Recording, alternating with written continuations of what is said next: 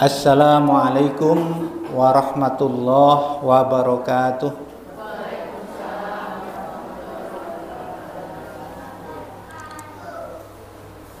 Innal hamdalillah nahmaduhu wa nasta'inuhu wa nastaghfiruh wa na'udzu billahi min shururi anfusina wa min sayyiati a'malina.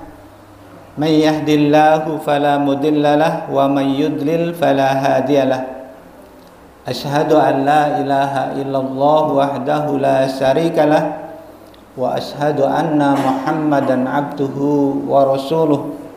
Allahumma salli ala Muhammad wa ala alihi wa sahbihi wa man tabi'ahum bi ihsani ila yaumiddin. Wa qala ta'ala fil Qur'anil Karim, a'udzu billahi minasy syaithanir rajim. Bismillahirrahmanirrahim. Ya ayyuhalladzina amanu taqullaha wal tandur nafsum ma qaddamat lighad wattaqullaha innallaha khabirum bima ta'malun. Amma ba'du. Ibu-ibu, para jamaah sekalian, bapak-bapak, ya, karena ini ibu-ibu yang paling banyak, saya sapa ibu-ibu terlebih dahulu. Masih sehat ibu-ibu? Tapi saya yakin sudah lapar semua, ya. Tapi jangan khawatir, itu makanan sudah tersedia, walaupun belum boleh disantap, ya. Nanti pada waktunya, ya. Segala sesuatu itu pasti ada waktunya. Nah, sebelum iftar, sebelum kita buka bersama, ada baiknya kita belajar bersama, mengetahui sedikit demi sedikit ilmu agama kita, pemahaman terhadap agama kita. Mudah-mudahan apa yang sudah kita pahami itu betul-betul yang sudah baik, ya. Kalau belum, berarti perlu kita perbaiki. Ada sebuah kisah zaman dahulu. Ini temannya Umar bin Khattab. Tapi beliau tidak bertemu dengan Rasulullah. Jadi orang yang bertemu dengan sahabat Nabi tapi tidak bertemu dengan Rasulullah disebut napa nggih? Disebut apa? Disebut tabi'in, ya. Jadi orang ini adalah kelompok tabi'in, yaitu kelompok orang-orang yang bertemu langsung dengan sahabat Nabi Shallallahu Alaihi Wasallam, tapi tidak pernah bertemu dengan Nabi. Namanya tabi'in. Dan kelompok tabi'in ini adalah kelompok yang dikabarkan oleh Rasulullah Shallallahu Alaihi Wasallam sebagai salah satu kelompok orang-orang yang terbaik dalam sisi akidahnya maupun dalam sisi ibadahnya. Khairul quruni askurni walladina yalunahum walladina yalunahum, ya.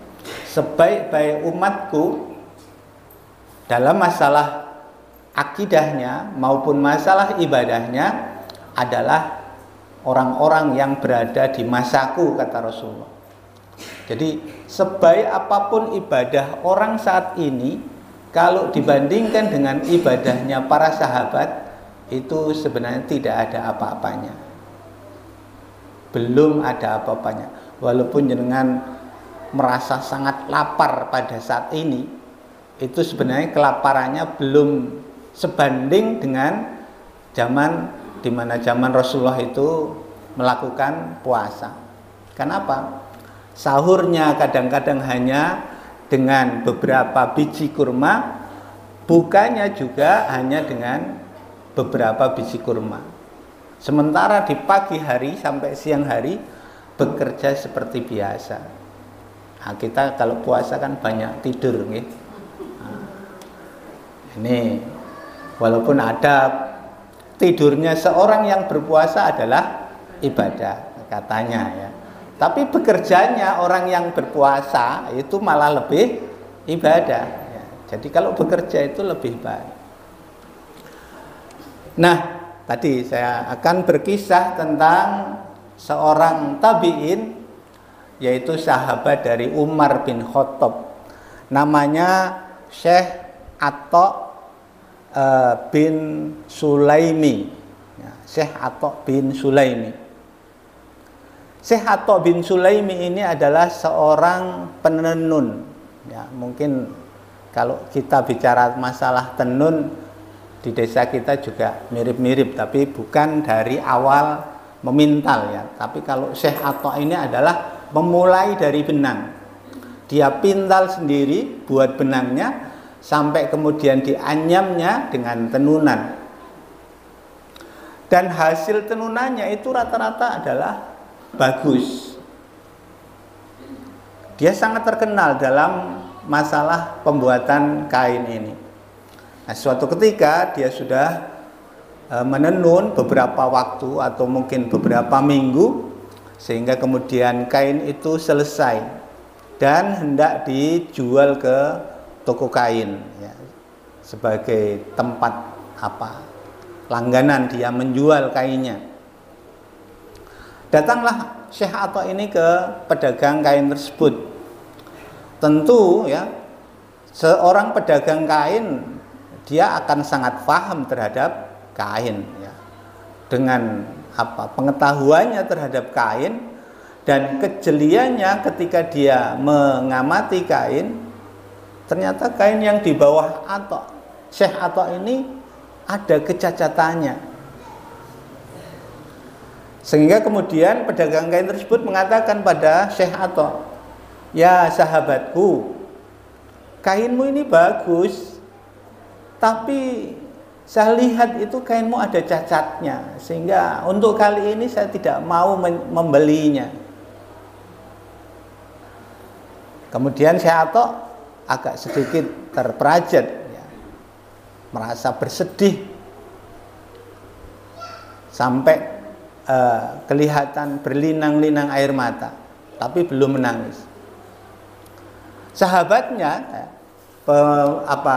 pemilik toko itu melihat gelagat perubahan Syekh Atha ini, kemudian berkata lagi, "Hei sahabatku, benar, saya ini jujur, kainmu itu bagus, tetapi memang kainmu itu ada cacatnya. Kalau engkau tidak mau membawa pulang kainmu, maka akan saya beli, tapi tentunya dengan harga yang pantas, tidak mungkin harga yang kamu tawarkan ya, karena kainmu sudah cacat." Sementara itu Atha masih merasa bersedih dan bahkan kemudian Atha menangis. Nah, dari kisah yang sedikit ini, ibu-ibu sekalian, coba saya ingin tanya, kira-kira kisah ini pelajarannya yang bisa kita ambil itu apa? Apa yang bisa kita ambil dari pelajaran tentang kisah Syekh Atha yang menjual kainnya, yang ternyata kainnya itu memiliki kecacatan? Saya lanjutkan dulu ya. Kemudian Atha berkata, "Hai sahabatku, saya itu sudah berbulan-bulan, bahkan bertahun-tahun membuat kain. Perasaan saya setiap saya membuat kain itu selalu saya buat sebaik mungkin. Saya juga teliti. Dan saya yakin bahwa kain yang saya buat itu adalah kain yang terbaik yang saya buat. Ya. Tetapi setelah engkau teliti ya, dan memang engkau adalah ahlinya kain, ternyata kain yang saya buat, yang saya kira sudah sempurna, ternyata masih ada cacatnya juga. Tapi sahabatku, saya menangis bukan karena itu, bukan karena kainku itu cacat. Saya teringat sesuatu yang lebih besar dari masalah kain yang saya jual.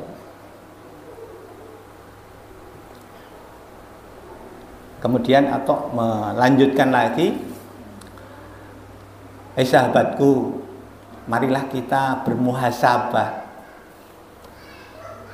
Seandainya amalan kita diteliti oleh Allah Subhanahu wa Ta'ala yang menyuruh kita beramal ya, sebagai ahlinya, apakah tidak mungkin amalan yang kita kerjakan sepanjang ini ada cacatnya? Itulah yang kemudian membuat aku menangis. Jangan-jangan amalan yang saya lakukan sepanjang hidup sampai hari ini, amalan itu ditolak oleh Allah Subhanahu wa Ta'ala, sebagaimana engkau menolak kainku. Atau Allah memberikan nilai yang hanya kecil, seperti harga yang sepantasnya engkau berikan kepadaku. Nah, oleh sebab itu kata-kata atau ini marilah kita bersama membahasnya, ibrohnya, pelajaran yang perlu kita ambil. Bapak Ibu sekalian yang insya Allah dirahmati Allah Subhanahu wa Ta'ala, pertama kali yang perlu kita cek kembali itu adalah masalah akidah kita. Buniyal Islamu ala khamsin, syahadatun ala ilaha illallah wa ashadu anna muhammadar rasulullah. Marilah kita cek persahadatan kita, persaksian kita. Jangan sampai di dalam hati kita itu terbetik rasa ketidakpercayaan terhadap syahadat kita. Jangan sampai kita merasa tidak yakin bahwa yang benar itu agama kita. Nah, kenapa? Karena ini membahayakan. Seseorang yang merasa tidak yakin, maka bisa jadi keyakinannya batal. Nah, ini kan berbahaya, karena ini persoalan akidah. Maka yang perlu saya sampaikan pertama, yakinlah dengan benar bahwa agama kita itu adalah agama yang kita pilih dengan sebenarnya. Inna dina indallahil Islam. Agama yang diterima oleh Allah, yang diridhoi oleh Allah adalah Islam. Wa may yabtaghi ghairal islami dina fala yuqbala min wa huwa fil akhirati minal khasirin, ya. Di dalam ayat berikutnya di surah Ali Imran ayat ke-85, barang siapa yang memilih agama selain Islam, fala yuqbala min, maka agama itu kami tolak, kata Allah. Wa huwa fil akhirati minal khasirin, dan nanti orang tersebut yang memilih agama selain Islam di akhirat akan berada dalam kerugian. Kalau rugi hanya sesaat mungkin tak masalah, tapi kalau ruginya terus menerus sepanjang hidupnya di akhirat, ini kan berbahaya. Jadi yakinlah bahwa Islam itu pilihan yang sudah tepat bagi kita, dan jangan sampai ragu-ragu. Al-haqqu mir rabbikum fala takum minal mumtarin. Jadi dalilnya banyak bahwa kebenaran itu datang dari Allah. Maka ketika kebenaran itu datang dari Allah, janganlah kita ragu-ragu. Tidak boleh kita meragukannya. Nah, ini mudah-mudahan ketika kita betul-betul sudah yakin, maka syahadat kita tidak ada cacatnya. Sebab kalau kita lihat di media sosial sekarang, ya, banyak orang-orang yang mengaku Islam tapi meragukan Islam. ada seorang wanita YouTuber apa ya, namanya siapa ya, saya tidak ingat, tapi dia lulusan pondok pesantren, hafid Quran 30 juz. Jenengan kalah toh. Iya, dia hafal Quran. Ketika dia mengucapkan Quran surah berapa dia paham, dia bisa membaca walaupun mungkin logatnya sudah sedikit tidak fasih. Dulunya berjilbab, sekarang sudah tidak berjilbab. Dan kemudian ya, akhir-akhir ini itu sering meragukan tentang Islam, tentang apa, surga neraka, tentang banyak hal ya. Tapi kalau jenengan penasaran silakan ya, yang punya HP buka YouTube-nya ya, orang yang, tapi orang Indonesia itu, di Indonesia itu kan paling banyak kasus tentang apa, penyesatan akidah. Dulu tahun 1990 berapa atau tahun 2000-an, Lia Eden. Nah, ada yang tahu ya? Lia Eden? Napa niku? Ya, perempuan mengaku malaikat Jibril. Ya, jadi perempuan yang mengaku malaikat. Dia sebagai pembawa wahyu. Ini kan luar biasa. Ada lagi Musaddiq. Tahun 2008 atau tahun berapa itu.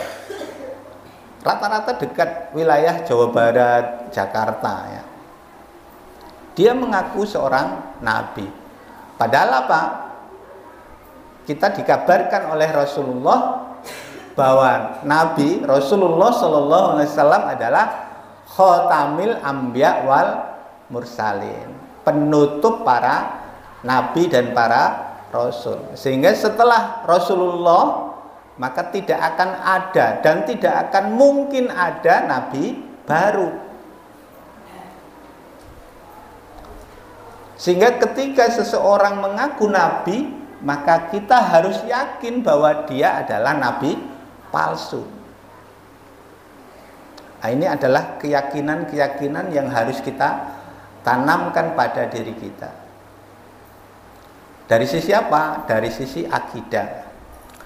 Kemudian yang selanjutnya masih dari sisi akidah, Allah itu mensyariatkan ya, sebagian dari apa yang ada di bumi ini, apa yang ada di dunia ini, itu halal bagi kita.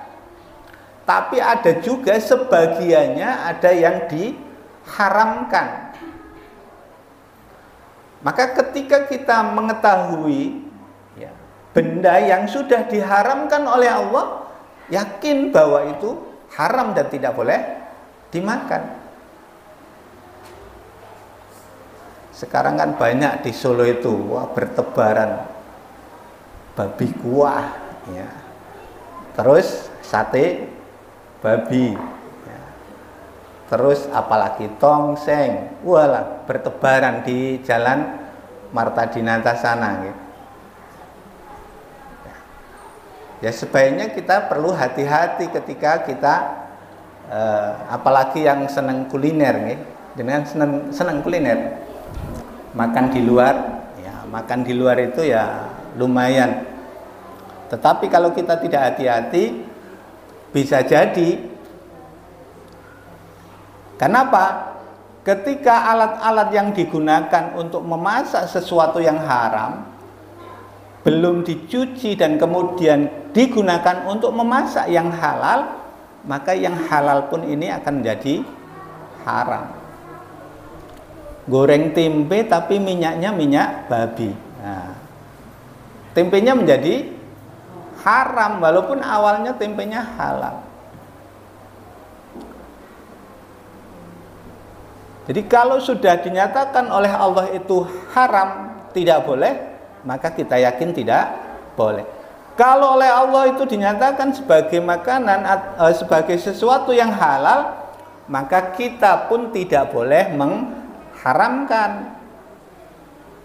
Jadi yang halal itu sudah jelas, yang haram itu pun sudah jelas. Ini juga masuk dalam masalah akidah kita.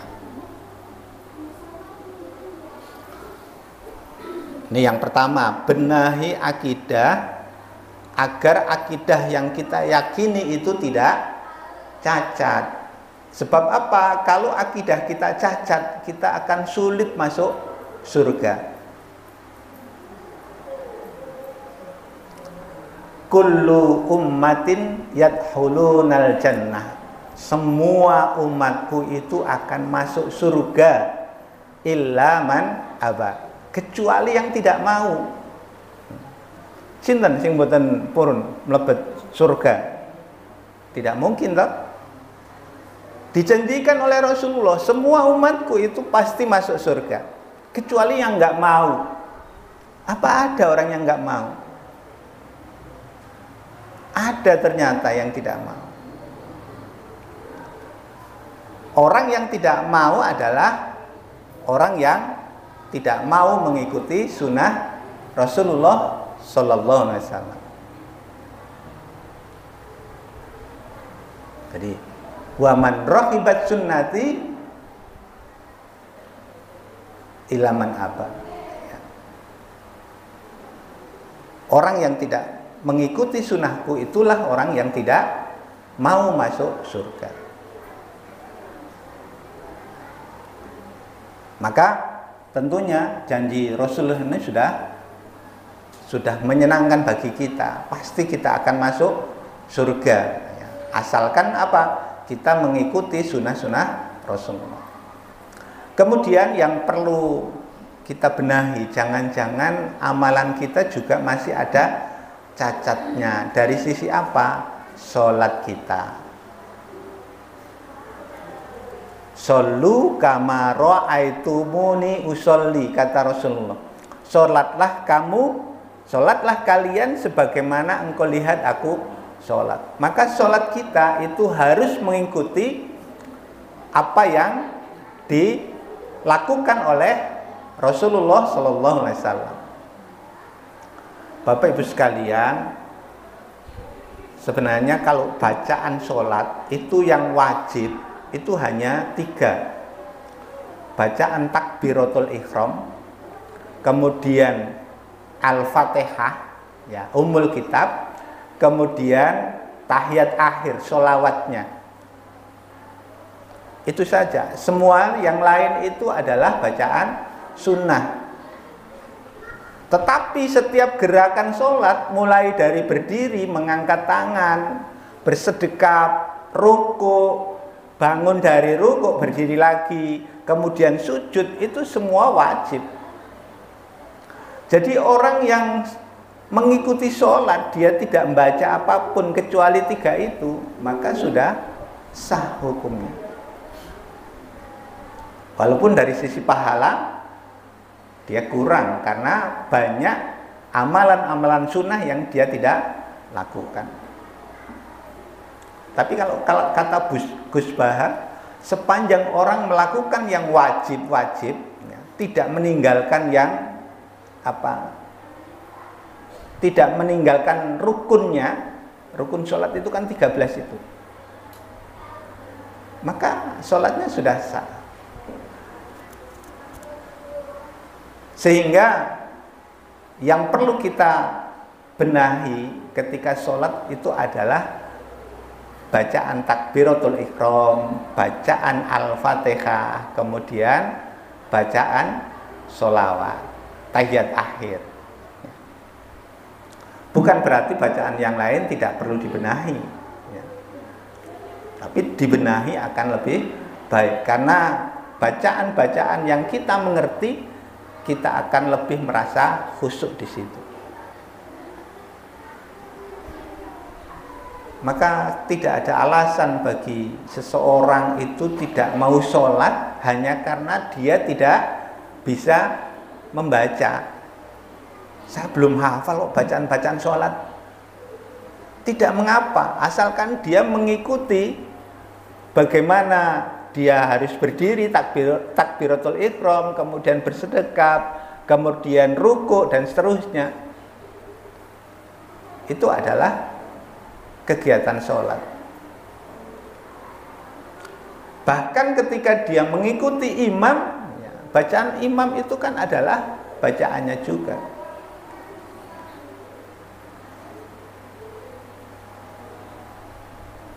Nah, yang terpenting dalam salah satu rukun sholat itu adalah tumak-nina. Napa tumak-nina? Ada jeda, berhenti sebentar pada setiap pergantian gerakan. Antara berdiri ke sujud, ke ruku, maka ada tumak-nina. Ya. Rukuknya harus rukuk sempurna. Itu menunjukkan tumak-nina. Kemudian berdiri dari ruku dengan berdiri sempurna. Kenapa? Ada sebagian di YouTube juga itu yang sholat taraweh 11 rakaat 7 menit. Nggih. Ya. Apa ada 11 rakaat 7 menit? Berarti dalam satu rakaat itu tidak ada semenit. Kira-kira, wah, gimana kalau kita melakukan? Ya bisa kita coba, nggih. Tidak usah, sesuatu yang tidak baik tidak perlu ditiru. Dan saya yakin itu tidak tumanina. Dan saya lihat videonya memang tidak tumanina sama sekali. Bahkan dalam bacaan Al-Fatihah pun itu tidak tartil lagi. Padahal ketika kita membaca Al-Quran, wa qara al-Qur'ana tartila, dan bacalah Quran itu dengan tartil. Ya. Tartil itu makhrajul hurufnya jelas, panjang pendeknya juga jelas. Ya. Kaidah dalam membaca itu pun jelas. Bahkan kalau kita, ya, dan saya yakin, saya juga, bacaan Al-Quran kita itu masih banyak cacatnya. Kalau kita dites dengan orang yang ahli siapa? Adalah orang yang punya sanad ketika dia sudah menyelesaikan tahfidzul Qur'annya. Ya. Dia betul-betul sudah diuji oleh orang yang sudah memiliki sanad, oleh orang yang memang sudah punya ijazah hafidz Quran. Pasti bacaan kita banyak salahnya, berarti banyak cacatnya. Nah, maka perlu kita belajar kembali tentang membaca Al-Quran.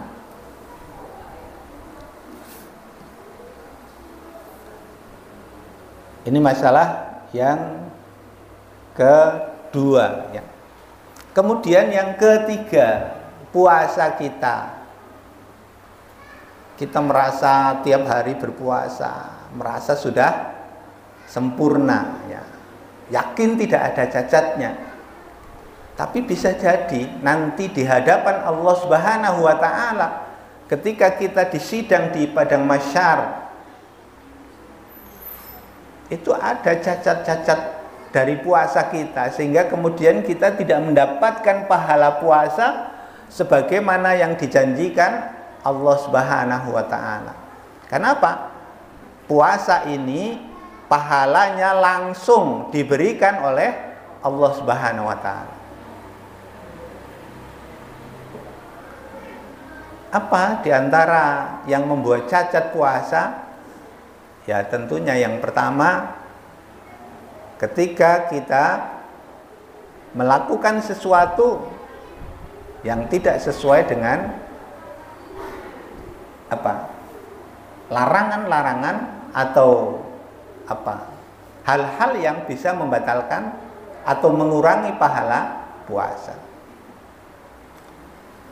Contoh diantaranya misalnya mengumpat, berkata buruk, Kadang suatu ketika kan kita tidak sengaja mengeluarkan kata-kata itu. Kadang secara tidak sengaja kita ngerasani orang. Kadang secara tidak sengaja kita anyel, ya. Kemudian berburuk sangka kepada seseorang. Dan semuanya itu akan bisa mengurangi pahala puasa kita. Maka ada hadis Nabi, ada sebagian orang yang berpuasa itu hanya mendapatkan lapar dan dahaga saja. Karena demikian banyak hal-hal yang bisa mengurangi pahala puasa atau membuat cacatnya puasa itu. Nah, mungkin untuk beberapa waktu ini marilah kita berusaha untuk memperbaikinya. Jangan sampai seperti, ya, jangan sampai yang dirasakan Syekh Atta ini juga teralami oleh kita. Kita merasa sudah berbuat sebaik mungkin, sudah berhati-hati, tapi ternyata oleh yang lebih ahli masih dicacat juga. Maka belajar menuntut ilmu itu menjadi hal yang sangat penting untuk kita selalu lakukan. Kemudian yang selanjutnya, ya, tentang zakat, ya, nanti zakat fitrah akan segera kita buka. Zakat itu adalah kewajiban bagi setiap orang merdeka maupun hamba sahaya. Bahkan bayi yang baru lahir itu harus sudah dizakati. Bahkan Ali bin Abi Thalib itu menyarankan orang yang sudah merasa hamil itu pun perlu dizakati. Tapi oleh para ulama, ya, mayoritas ulama itu tidak mewajibkan itu. Ini hanya saran anjuran dari dari Ali bin Abi Thalib, ya, sahabat Nabi. Tapi sahabat Nabi yang memang ilmunya luar biasa. Jadi orang kalau ingin tahu ilmu Islam, maka tanyalah kepada Ali bin Abi Thalib. Dan Ali bin Abi Thalib menyarankan orang yang sudah merasa hamil, maka sebaiknya dia memberikan zakatnya pada janin yang masih ada dalam kandungannya. Sebesar berapa? Sebesar berapa? 2 soh, ya, atau 4 mud, atau berapa genggam itu. Kalau ditakarkan dengan takaran, ada yang mengatakan 2,5 liter. Tapi 2,5 liter tidak setara dengan 2,5 kilogram. Kalau di beberapa lembaga, contohnya misalnya Muhammadiyah menyatakan 4 so itu setara dengan 2,7 atau 2,8 kilogram. Bahkan di beberapa lembaga yang lain itu mengatakan 3,1 kilogram yang perlu dibayarkan. Walaupun dari Kemenak tetap menyatakan boleh membayar zakat 2,5 kilogram. Nah, yang perlu kita pikirkan untuk hati-hatinya agar tidak mengalami cacat dalam pembayaran zakat, maka sebaiknya kita takar dengan benar. Kenapa? Kurang sedikit nilainya bukan zakat lagi, tapi itu hanya sedekah. Padahal pahala zakat dengan pahala sedekah tentunya berbeda. Nah, ini kan akan sangat merugikan kita ketika kita tadi di hadapan Allah Subhanahu wa taala. Kemudian yang selanjutnya, haji tidak perlu kita bahas, ya, karena ya untuk berhaji. Tapi jangan khawatir Bapak Ibu sekalian, kalau jenengan pingin memiliki pahala sebagaimana pahala orang berhaji, ada caranya. Napa nggih? Caranya. Nah, lakukan sholat syuruk. Jenengan datang ke masjid mengikuti sholat subuh berjamaah, kemudian tinggal di masjid, tidak boleh tidur, yang boleh adalah berzikir, membaca Al-Quran, atau tholabul ilmi, atau hal-hal yang baik yang memang bermanfaat sampai terbitnya matahari. Dan kemudian beberapa saat kemudian, setelah jeda matahari sudah terbit sempurna, terangkat beberapa waktu, lakukan sholat 2 rakaat. Maka orang tersebut akan mendapatkan pahala seperti orang yang melakukan ibadah haji sempurna. Ya, bahkan dikatakan oleh Rasulullah, sempurna, sempurna, sempurna sampai 3 kali.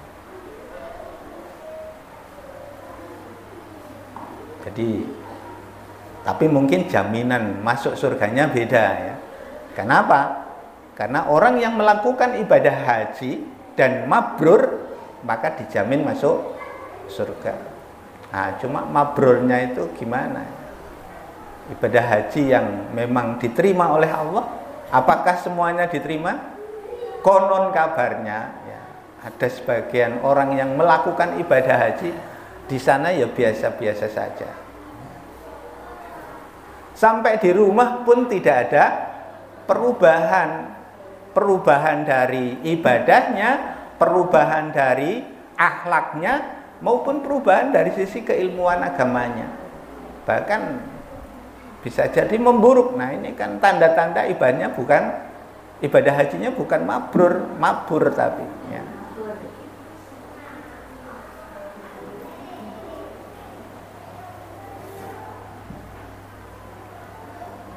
Kemudian yang selanjutnya ya, ini ada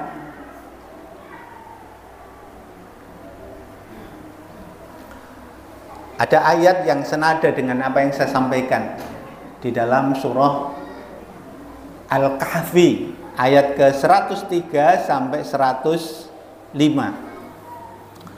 A'udzubillahi minasyaitonirrajim. Qul hal nunabbi'ukum bil akhsarina a'mala. Katakanlah hai Muhammad, apakah perlu kami beritahukan kepadamu tentang orang yang paling merugi perbuatannya?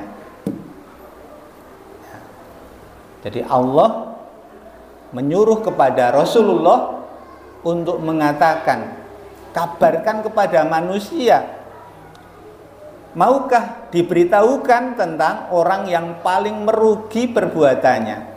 Yaitu apa? Alladzina dhalla sa'yuhum fil hayatid dunya wa hum yahsabuna annahum yuhsinuna sun'a. Yaitu orang yang sia-sia perbuatannya dalam kehidupan dunia, sedangkan dia merasa dia sudah berbuat sebaik-baiknya. Jadi kita sudah merasa berbuat sebaik-baiknya, tapi ternyata itu sia-sia. Nah, ini kan luar biasa. Ada tidak orang seperti itu? Ada. Contohnya siapa? Fir'aun itu merasa dia berbuat sebaik-baiknya untuk dirinya, tapi ternyata perbuatan Fir'aun itu sia-sia, dia malah celaka. Dan banyak lagi. Korun misalnya, dia mengumpulkan harta demikian banyak, yang merasa dia berbuat sebaik-baiknya untuk diri dan keluarganya, tapi ternyata itu sia-sia. Ulaikal ladzina kafaru bi ayati rabbihim. Nah, itu yang pertama. Yaitu orang-orang yang ingkar terhadap ayat-ayat dari Robnya. Nah, maka tadi di depan Ibu sekalian, Bapak sekalian, kita jangan sekali-kali merasa ragu tentang akidah kita. Termasuk tentunya, tadi terlupakan, kita merasa ragu terhadap isi Al-Quran atau bahkan mengingkarinya. Nah, ini berbahaya, bisa jadi sia-sia perbuatan kita itu. Nah, yang kedua adalah waliqaihi, bahwa kita itu pasti bertemu dengan Allah Subhanahu wa Ta'ala, dipanggil di hadapannya nanti. Yakinlah itu. Untuk apa kita berhadapan dengan Allah Subhanahu wa Ta'ala? Untuk diadili apa yang sudah dilakukan sepanjang hidup di dunia. Jangan sampai ini tidak percaya. Ya walaupun sebagian orang tidak percaya. Mosok iya to, nyatane sing mati ya tidak pernah berteriak-teriak. Ya belum waktunya, semua ada waktunya. Tapi nanti bertemu dengan Allah untuk diadili itu pasti terjadi.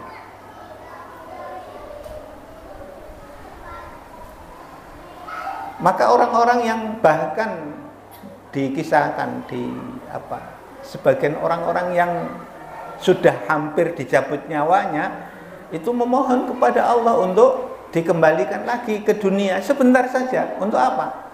Untuk beramal soleh, untuk melakukan hal-hal baik dengan sebenar-benarnya.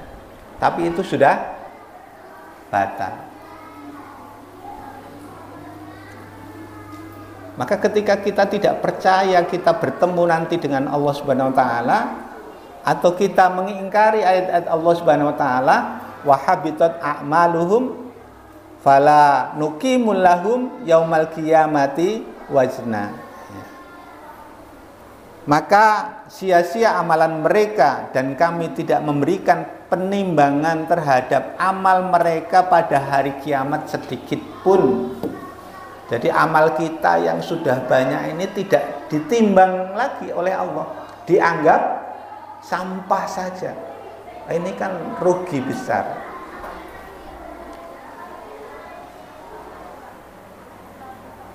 Inilah ya, ibu-ibu, bapak-bapak sekalian yang perlu saya sampaikan berkenaan dengan kisah Syekh Atha As-Sulaimi berkenaan dengan cacatnya kain yang dia buat, padahal dia merasa sudah membuat kain dengan sebaik-baiknya. Ternyata ketika dicek oleh orang yang ahlinya, itu tampak ada kecacatannya. Maka bisa jadi amalan kita ketika dicek oleh ahlinya itu ada kecacatan-kecacatan juga. Tetapi sekali lagi, kecacatan itu tentunya bisa kita atasi dengan apa? Dengan selalu berusaha untuk memperbaiki. Maka orang yang hari ini lebih baik daripada hari kemarin itu orang yang beruntung, karena dia ada perbaikan. Orang yang hari kemarin itu ternyata lebih baik daripada hari ini, maka orang itu rugi. Bahkan orang yang hari ini sama dengan hari kemarin itu termasuk rugi, karena waktu yang 24 jam dia tidak bisa gunakan untuk apapun.